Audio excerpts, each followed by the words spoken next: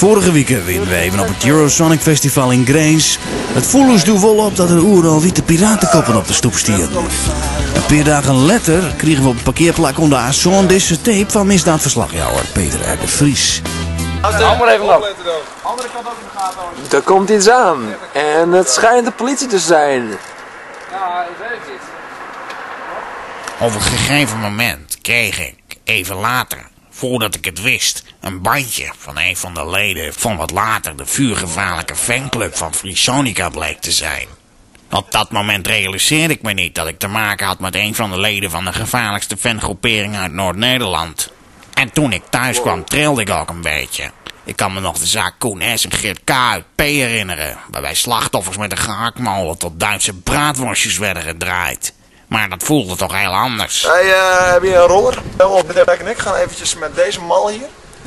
Gaan we eventjes bij de politie op de stoep even een mooie schildering maken. Oh, we hebben met z'n tweeën? Ja, we hebben met z'n tweeën. alleen nog gast.